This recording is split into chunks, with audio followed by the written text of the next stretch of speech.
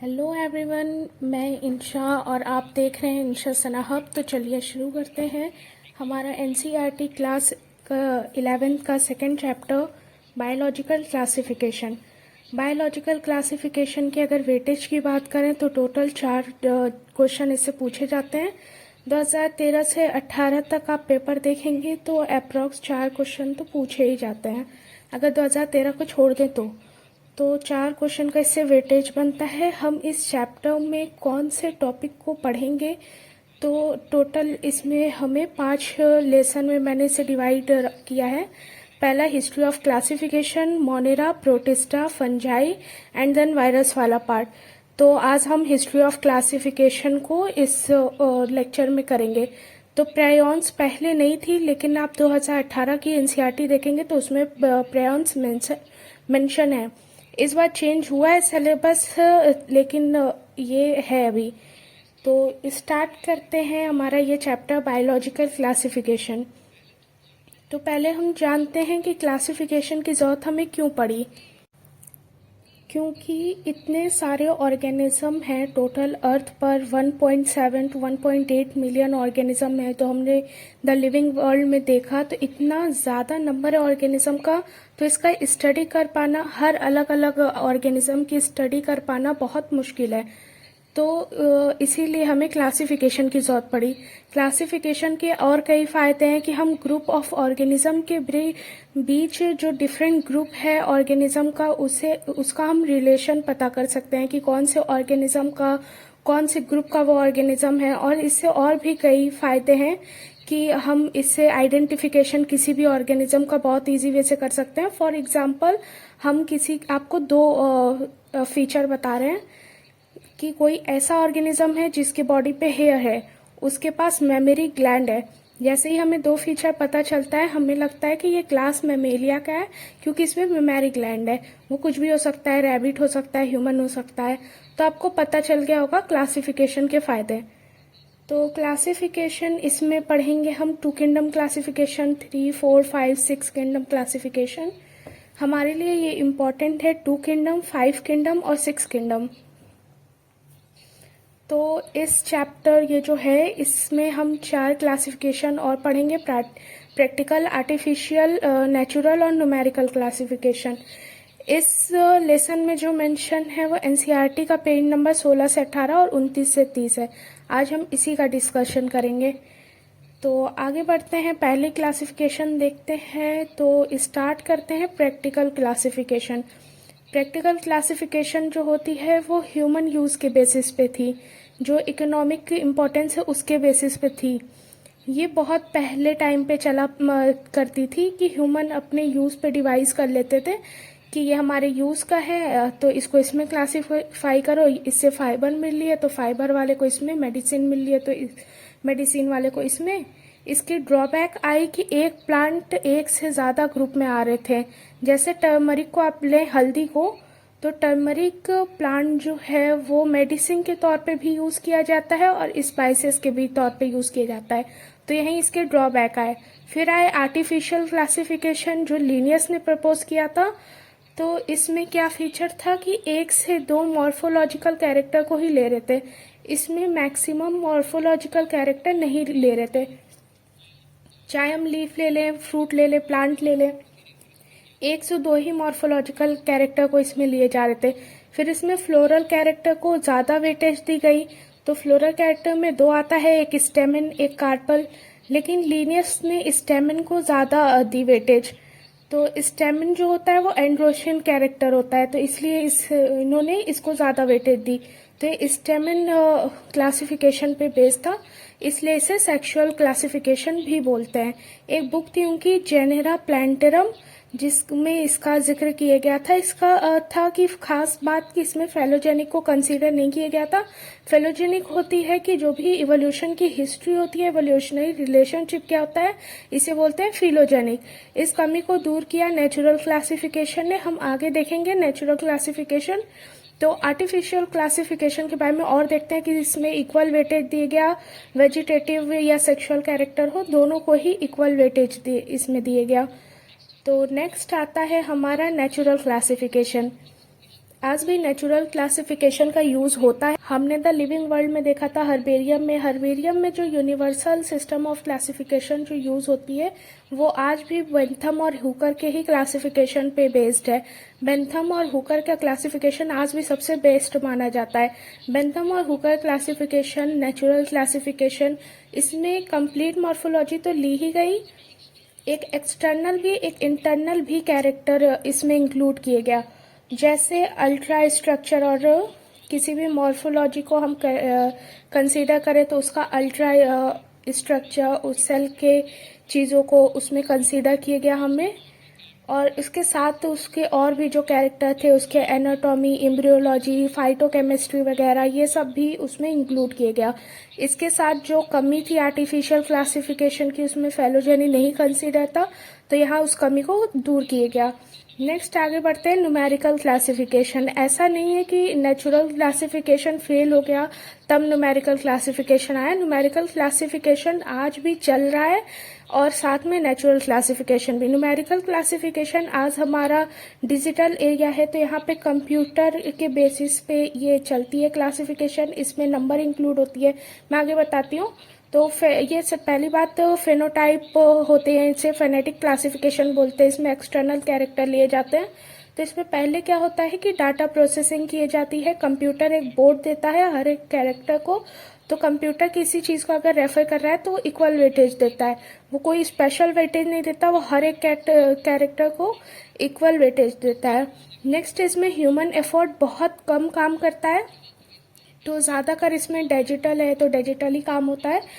फिर नेक्स्ट है इसमें साइटोटैक्सोनॉमी और कीमोटैक्सोनॉमी। साइटोटैक्सोनॉमी जो सेल के कंसर्न पे बेस होती है, कीमोटैक्सोनॉमी जो कीमोकेमिकल और पे होता है। ये टॉपिक अलग है एनसीईआरटी में। फिर फिलोजेनिक क्लासिफिकेशन नेक्स्ट है। ये क्लासिफिकेशन अलग से है जिसे क्लैडिस्टिक क्लासिफिकेशन भी बोलते हैं, जैसे जिम्नोस्पर्म, डाइकॉट, मोनोकॉट। तो ये जो क्लासिफिकेशन है दौर चल रहा है, तो यहाँ पर जिम्नो से डाइकॉट से मोनोकॉट जो कि सबसे एडवांस है, तो यहाँ पे इवोल्यूशन चल रहा है। तो ये चीज़ बताई गई थी फिलोजेनेटिक क्लासिफिकेशन में। आगे बढ़ते हैं। तो आगे है two kingdom classification. Two kingdom classification हम बात करेंगे प्लांटी और एनिमेलिया के बारे में। इसे लिनियस ने दिया था, तो प्लांटी में उसे प्लेस किया गया जिसके पास सेल वॉल थे। एनिमेलिया में जिसके पास सेल वॉल नहीं थे, तो उसे डाले गया एनिमेलिया में। इसकी डिमेरिट्स क्या हुई कि लीनियस ने कभी बात नहीं की थी प्रोकैरियोट्स और यूकैरियोट्स के बारे में, पहली डिमेरिट। फिर यूनिसेलुलर और मल्टी सेलुलर के बारे में बात नहीं की गई थी इसमें। तीसरी ऑटोट्रॉफिक और हेट्रोट्रॉफिक का भी जिक्र नहीं आया था इसमें। तो ये तीन ऐसे डिमेरिट्स थे जो कि टू किंगडम क्लासिफिकेशन इसी के कारण फ्लॉप हो गई। तो नॉन प्रॉपर्टली डिफ्रेंशिएटेड ये तीनों पॉइंट है, इसे याद रखिएगा। नेक्स्ट है थ्री किंगडम क्लासिफिकेशन, जो कि हिकल का क्लासिफिकेशन था जिसमें प्रोटिस्टा को ऐड किया गया। तो थ्री किंगडम क्यों बोल रहे हैं, क्योंकि प्लेंटी, एनिमेलिया और प्रोटिस्टा को इंक्लूड किया गया। फोर किंगडम क्लासिफिकेशन है जो कि कॉपलैंड ने दिया था, इसमें मोनेरा को इंक्लूड किया गया। अब टोटल 4 हो गए। Five kingdom classification R H. Whittaker ने दिया, बहुत ज़्यादा इंपॉर्टेंट, 1969 याद रखें। तो इसमें 5 किंगडम अब आ चुके थे, मोनेरा, प्रोटिस्टा, फंजाई, प्लांटी और एनिमेलिया। आज भी इसी क्लासिफिकेशन का यूज़ किया जाता है। आज भले ही 6 किंगडम क्लासिफिकेशन आए हो, लेकिन मोनेरे का ही वो डिटेल्ड स्टडी है।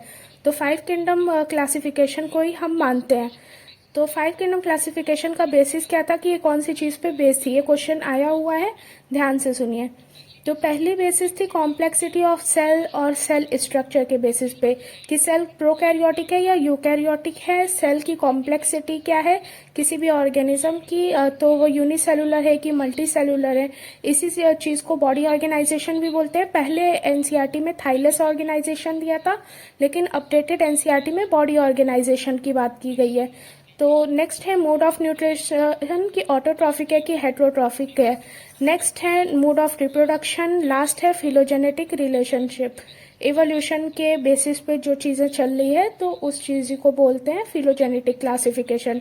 यहाँ पे अब खास बात क्या है कि अगर हम फॉर्मेशन कर रहे हैं, फाइव किंगडम क्लासिफिकेशन की, तो हम सिर्फ ऊपर के तीन लेंगे, जो कॉम्प्लेक्सिटी है ऑर्गेनिज्म की, और मोड ऑफ न्यूट्रिशन, जो ये तीन कैरेक्टर हैं, ये तीन काम आती है सिर्फ फाइव किंगडम क्लासिफिकेशन के फॉर्मेशन में। और जहाँ तक ये दो बात है, रिप्रोडक्शन और फाइलोजेनेटिक रिलेशनशिप, इसे हम एलोबोरेट करना चाहते हैं अगर क्लासिफिकेशन को, तब यूज आती है। तो अगर क्वेश्चन पूछा जाता है कि फाइव किंगडम क्लासिफिकेशन का बेसिस क्या है, तो पहले शुरू के तीन का वेटेज देंगे, फिर दो को। तो अगर ऑप्शन में मोड ऑफ रिप्रोडक्शन है तो इसको वेटेज कम दिया जाएगा, क्योंकि इसकी डिटेल्ड इसमें एलोबरेशन में मदद होती है। तो लास्ट के 2 पॉइंट होता है, इसे लेस दिए जाएगा वेटेज।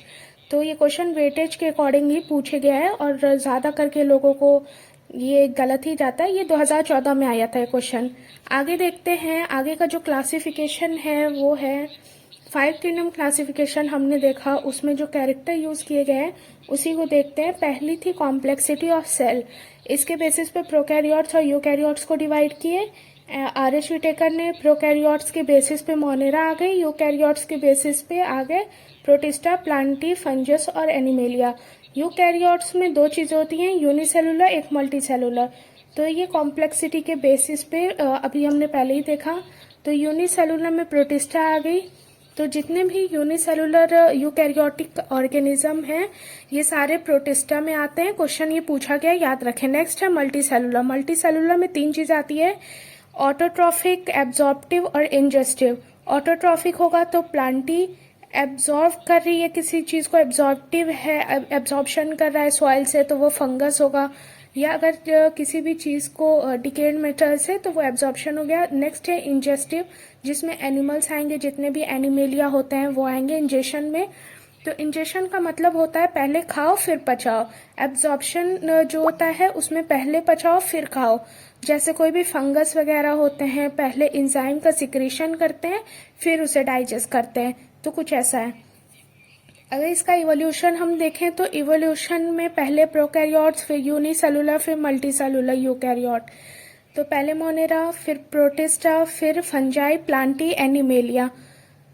विटेकर की भी कुछ कमियां हैं। एक कमी यहाँ जो इम्पोर्टेंट है वो है कि विटेकर फेल हो गए, कैरियोट्स और लाइकेन में अपने क्लासिफिकेशन में इन्होंने जिक्र नहीं किया, और ये चीज़ आज भी अधूरी है। इसीलिए वायरस, वायरॉइड्स और प्रियॉन्स और लाइकेन्स, ये सब चार बिल्कुल अलग हैं क्लासिफिकेशन से, आज भी इन्हें बिल्कुल अलग ही पढ़ा जाता है।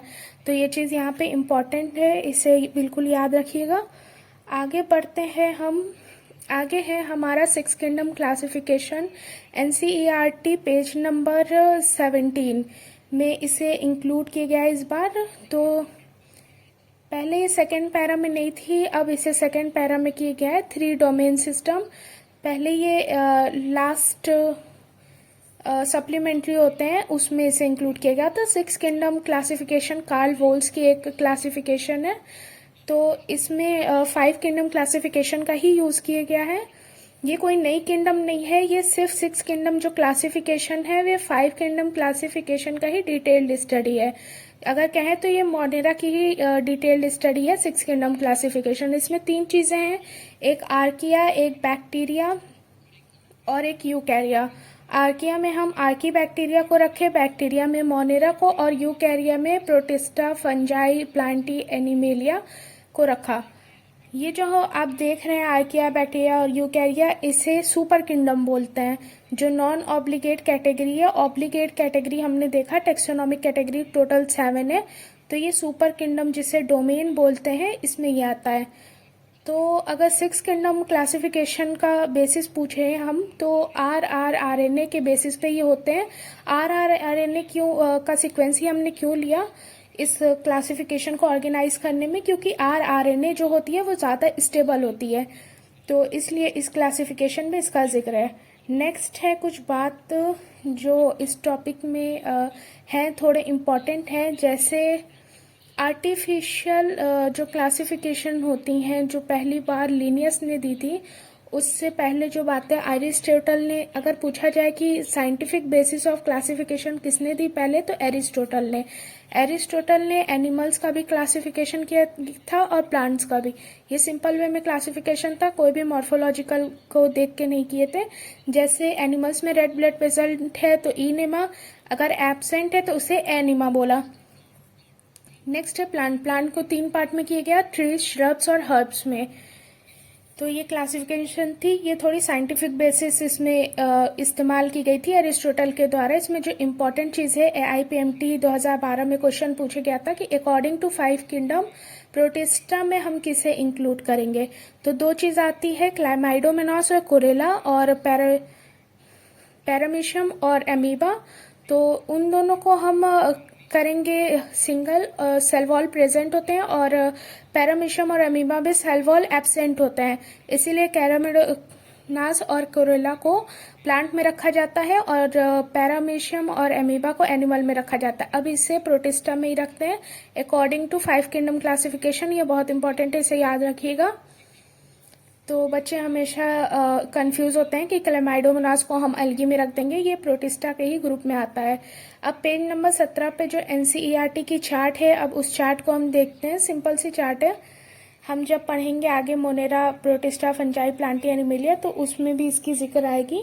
पहली चीज़ है मोनेरा, फिर प्रोटिस्टा, फंजाई, प्लांटी, एनिमेलिया। तो पहली तो सेल टाइप के बेसिस पे तो आपने देखा कि मोनेरा प्रोकैरियोटिक होती है, बाकी सब यूकैरियोट्स होते हैं। नेक्स्ट है सेल वॉल के बेसिस पे, जो मोनेरा की सेल वॉल होती है वो सेलुलोज की नहीं बनी होती है, वो नॉन सेलुलोज की बनी होती है, वो पॉलीसेक्राइड और अमीनो एसिड की बनी हुई होती है। प्रोटिस्टा में कुछ में होती है सेल वॉल, कुछ में प्रेजेंट होती है, कुछ में नहीं होती है। नेक्स्ट है फंजाई में सेलुलोज एब्सेंट होती हैं, विदाउट सेलुलोज होती हैं। सेल वॉल तो होता है लेकिन विदाउट सेलुलोज। इसमें एक वर्ड जोड़ा गया काइटिन के साथ, पहले इस बॉक्स में ये नहीं था। तो नेक्स्ट है प्लांटी में सेल वॉल प्रेजेंट होता है, सेलुलोज होता है, आप एनिमेलिया में जानते ही हैं नहीं होता है सेल वॉल। नेक्स्ट है मोनेरा में जो न्यूक्लियर मेम्ब्रेन है वो एब्सेंट होता है, बाकी सब में न्यूक्लियर मेम्ब्रेन प्रेजेंट होता है। क्योंकि प्रोकैरियोटिक है तो न्यूक्लियर मेम्ब्रेन एब्सेंट हो, उसकी जगह न्यूक्लियाइड होता है यहाँ पे। नेक्स्ट है बॉडी ऑर्गेनाइजेशन में मोनेरा सेलुलर लेवल पे है, क्योंकि ये यूनिसेलुलर में आता है, ये भी यूनिसेलुलर में आता है। यहाँ से मल्टीसेलुलर की शुरुआत हुई, जिसे लुइस टिश्यू और देन टिश्यू ऑर्गन, फिर ऑर्गन सिस्टम तक ही कंप्लीट हुआ। नेक्स्ट है मोड ऑफ न्यूट्रिशन में ऑटोट्रॉफिक भी कहेंगे और हेट्रोट्रॉफिक भी। ये ऑटोट्रॉफिक भी, हेट्रोट्रॉफिक भी। जो फंजाई होते हैं वो हेट्रोट्रॉफिक ही होते हैं, सेप्रोफाइटिक और पैरासिटिक। नेक्स्ट है प्लांटी, तो वो ऑटोट्रॉफिक ही हैं। कुछ होते हैं हेट्रोट्रॉफिक, जैसे इंसेक्टिवोरस जो प्लांट होते हैं वो सब होते हैं ऑटोट्रॉफिक। नेक्स्ट है एनिमेलिया तो बिल्कुल हेट्रोट्रॉफिक ही होते हैं। तो हमारा ये पहला लेसन आज कंप्लीट हुआ, हिस्ट्री ऑफ क्लासिफिकेशन। अगले रिलेशन में हम देखेंगे मोनेरा के बारे में। तो हमारा ये वीडियो यहीं ख़त्म करते हैं। Thank you so much for watching. I hope कि आपको ये अच्छा लगा होगा। एंड अगर आप लोगों को कोई भी मेरे पढ़ाने में दिक्कत लग रही है, या कोई ऐसी चीज़ें जो मुझे और बतानी चाहिए, कोई ऐसा टॉपिक जिसे डिटेल में बताना चाहिए, तो आप वो चीज़ मुझे कमेंट सेक्शन में बता दीजिएगा, मैं उसे ज़रूर कंक्लूड करूँगी। So thank you so much for watching. Bye.